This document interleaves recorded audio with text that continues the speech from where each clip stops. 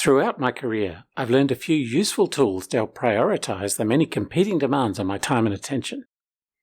We expect senior leaders who have a broad scope of responsibilities to have more or less infinite demands on their finite resources. We know they need to classify and prioritize their work and the work that they assign to their teams. But even people working within those teams often feel the pressure of juggling between urgent interruptions, ongoing initiatives, and routine activities. In this video, I'll talk about a simple framework I use for myself and my teams to quickly classify tasks, prioritize effort, and allocate resources. Some tasks are more urgent than others. People naturally pay closer attention to deadlines that are closer to them, so prioritizing based on what seems urgent is a common default approach. They also tend to see senior people rushing around responding to urgent issues, another clear signal to everyone in the organization that urgency equals priority. This is especially common when people feel overwhelmed by the amount of work coming their way. We feel like we have too much to do, and we're constantly shuffling our priority list based on new information about deadlines as each new request comes in. It's easy for our days to fill up meeting urgent demands and triaging new ones, leaving us with no time or energy to deal with all the things that aren't actively on fire right now, but are still important. In publicly funded organizations, we might end up underinvesting in our most important responsibilities, like policy responses to climate change, housing affordability, or health system sustainability, while we chase our tails on comparatively trivial issues just because they have tight deadlines.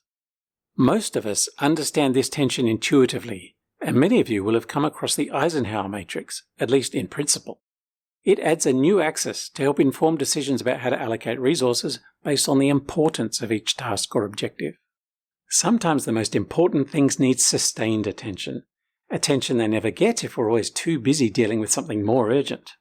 Then, eventually, when we've ignored them for so long that they end up becoming urgent, we might end up doing a rushed and inadequate job of something that really matters.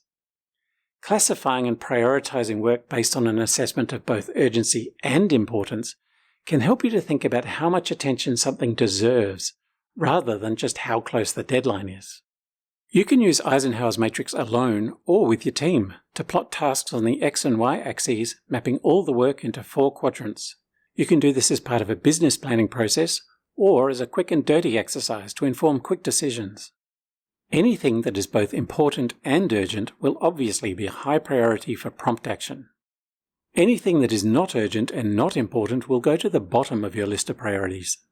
Don't waste a lot of time on these things that you could spend on things that matter more. If you or some parts of your team are invested in work in this quadrant, work on shifting that capacity to higher value work.